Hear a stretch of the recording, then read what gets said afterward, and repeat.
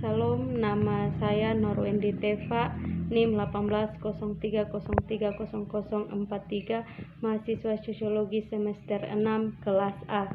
Pada kesempatan kali ini saya akan mereview buku pertama dalam mata kuliah Sosiologi Politik dengan judul buku Intervensi Kemanusiaan Tidak Resmi di Dunia Politik. Buku ini ditulis oleh Christian Polman. Buku ini lebih khusus membahas penilaian dampaknya terhadap masyarakat internasional.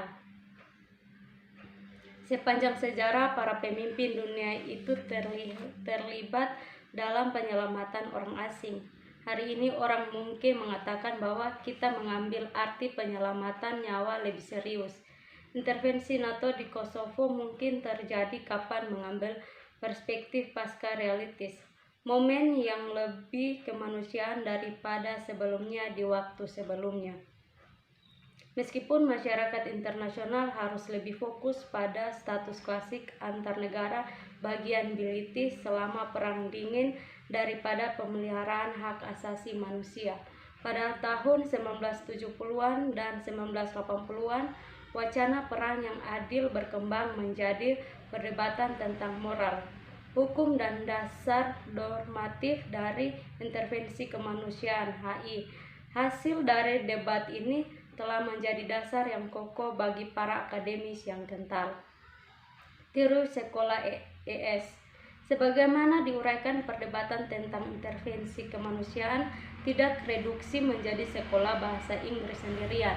Namun, banyak argumen yang dipertukarkan antara kedua sisi HI debat. Dengan pendekatan proversi dan pendekatan skeptis adalah tatanan di sekolah bahasa Inggris dan wacana antara solidaris dan pluralis. ES menawarkan untuk studi semacam itu konsep masyarakat negara bagian yang telah berkembang, lembaga dan namun dapat berubah dan konsentrasi yang bermanusiaan. Debat intervensi kemanusiaan, start of the art. Sumber utamanya adalah sejak tahun 2001 laporan ICISS Responsibility to Project, pemikir IR paling berpengaruh dalam debat. Saat ini dapat diidentifikasi berada di dalamnya. Spektrum Solidaris sejak diterbitkan pada tahun 2001. Saya menentukan bahwa perdebatan asli dan luas telah terjadi.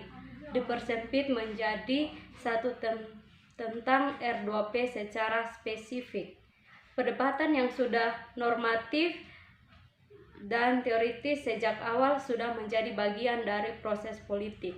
Debat HI saat ini adalah salah satu yang paling tidak berbasis empiris dalam disiplin HI. Yang berikut intervensi kemanusiaan. Bab ini telah menunjukkan bahwa dalam debat HI ada inti yang sama definisi HI yang memiliki oleh sejumlah besar sarjana dan kemungkinan besar pada keduanya sisi lorong. Dalam pluralisme serta dalam solidarisme, definisi yang dielaborasi untuk penilaian ini sangat luas. Intervensi kemanusiaan adalah campur tangan bersenjata dalam kedaulatan suatu negara. Dilakukan dengan motivasi untuk meringankan atau mencegah terjadinya bencana kemanusiaan besar-besaran, menghasilkan efek bantuan positif pada krisis semacam itu. Intervensi mungkin dilihat sebagai kemanusiaan juga. Itu tidak sah jika dilakukan tanpa mandat dari badan masyarakat internasional yang kompeten. Yang berikut teorema dampak konflik debat solidarisme pluralisme tentang HI. Bab ini berpendapat bahwa kemungkinan dampak dari intervensi kemanusiaan yang tidak sah pada masyarakat internasional dimulai dengan yang dapat dihubungkan. Jalan lain untuk ikut serta dengan kekuasaan besar atau regional, dan ini akan mengarah pada peningkatan pengalihan di antara negara-negara. Kemunculan ketidakstabilan dan dengan demikian aturan hukum yang melemah. Akhirnya masyarakat internasional harus berurusan lagi dengan masalah yang baru saja disebutkan, yang memiliki prioritas lebih tinggi daripada pemeliharaan manusia. Jadi pada langkah terakhir ini, kerusakan nilai dapat disaksikan. Yang berikut praseleksi kasus sistematis. Praseleksis ini adalah penetapan yang lengkap dan objektif kumpulan data yang memungkinkan untuk mengidentifikasi intervensi kemanusiaan. Ketergantungan pada kasus-kasus yang dibahas dalam debat intervensi kemanusiaan selama ini akan menjadi biasa karena kasus-kasus yang diperdebatkan ini bukanlah hasil dari pilihan berdasarkan keseluruhan intervensi kemanusiaan dengan menggabungkan dua set data untuk intervensi militer internasional dan episode utama. Yang berikut intervensi kemanusiaan dalam sejarah kontemporer pada tahun 1946 sampai 2005. Tahun 1990-an, Kongo telah menjadi medan pertempuran Afrika. Itu telah melihat bertahun-tahun konflik internal dan penderitaan manusia dengan dua perang kontinus skala inti. Dalam setiap perang, 4 negara tetangga melakukan intervensi bersenjata. Seleksi awal kasus diakhiri dengan 50 kasus individu dalam 22 konflik atau mili operasi steri. Mereka telah ditangani dalam 17 sub konflik penggabungan dan operasi militer yang berhubungan dengan resep dilakukan di negara bagian yang sama. Yang berikut operasionalis dan desain penelitian. Dalam bab ini menjelaskan metode dan desain penelitian yang digunakan untuk skripsi, dan bersama itu mengatur parameter metodologis berikut ini. Sayap penilaian empiris analitis akan dilakukan secara struktur, terfokus.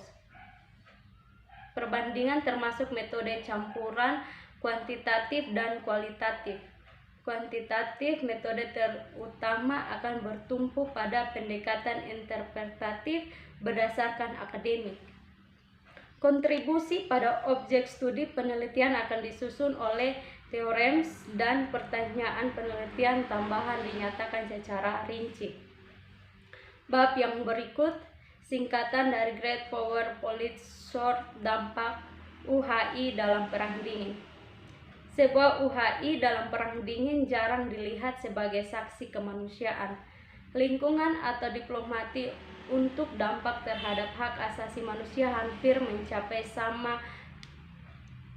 Tahun 1979 menunjukkan hasil yang bertentangan. UHI di Uganda sejajar dengan sebuah peningkatan komitmen hak asasi manusia, tetapi tidak meningkatkan kepatuhan. Di Lebanon, komitmen bagaimanapun menurut penemuan Uganda mungkin menunjukkan bahwa setidaknya beberapa negara tetangga yang melakukan intervensi Tanzania telah mengubah negara mereka. Yang berikut manfaat menjadi sendiri dampak ECOWAS UHI di Liberia. Sebagai hasil dari penelitian dampak ECOWAS UHI di Liberia, hubungannya dengan perkembangan yang sangat positif dari DKPBB sebagai badan utama untuk pemeliharaan dan perlindungan di tahun 1990-an tidak ada. Penjaga perdamaian, kinerja peningkatan dalam penanganannya dengan negara-negaranya melanggar hak asasi manusia. Terbesar dari peningkatan di kedua indeks MHRFA, pemulaan dan peningkatan kerjasama, kekuatan besar yang stabil, penurunan kekerasan antar negara, dan perubahan normatif yang akan datang di DKPBB sangat tidak mungkin dihubungkan atau dipengaruhi oleh UHI oleh ECOWAS. Bahkan paralelisme waktu tidak dengan pemeriksaan sendiri karena perubahan di DKPB telah dimulai pada paruh kedua tahun 1980-an, bukan pada tahun 1990. Yang berikut konser kekuatan besar yang diperiksa, D. Dampak UHI NATO di Kosovo. Untuk UHI di Kosovo, temuan dan penilaian dalam literatur mengarah pada kesimpulan mengapa ada dampak agak negatif dari UHI ini pada tatanan internasional. Asumsi penurunan nilai dan gangguan kekuatan yang besar tidak dapat dibuktikan seperti yang dikatakan dengan sedikit pengecualian tentang gangguan yang baru saja disebutkan. Sebaiknya teorema solidaris tentang pemberdayaan kembali DKPBB telah ditemukan dukungan. Yang berikut kisah pintu air terbuka.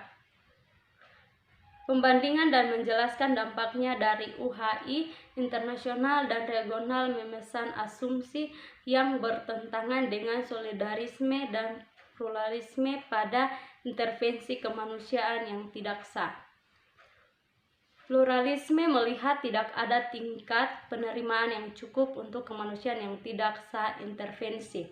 Sebaliknya, ketakutan pluralis telah mengisi internasional memesan dengan bantuan kepada UHI. Yang berikut hak asasi manusia dalam rezim inelastis, membandingkan dan menjelaskan dampaknya dari UHI tentang hak asasi manusia. Studi tentang dampak hak asasi manusia dari 4 UHI yang secara kuantitatif kebanyakan dari semua dalam temuan 0, sedangkan realisme dengan perubahan hak asasi manusia. Komitmen atau kepatuhan dapat dideteksi studi sampel di Liberia 90 dan Kosovo 99. Untuk dua negara, contoh masing-masing telah menunjukkan bahwa tidak ada penyebab. Yang berikut teori dan implikasi UHI untuk pemahaman internasional masyarakat. Ketakutan pluralis yang ada tentang dampak negatif erosi UHI terhadap antara tatanan nasional didasarkan pada ilegalitas mereka. Argumennya adalah salah satunya kesadaran yang berlebihan. UHI melanggar hukum internasional dan karenanya membuka gerbang untuk semua jenis tindakan ilegal dengan paksa serta mengikis kepercayaan yang rapuh antara kekuatan besar. Dan bab yang terakhir dalam buku ini membahas tentang tesis ini meneliti dampak intervensi kemanusiaan yang tidak sah. TIOS memiliki tatanan internasional dan hak asasi manusia dalam 6 kasus individu itu telah dinilai secara empiris, analitis, dan dibandingkan untuk temuan mereka.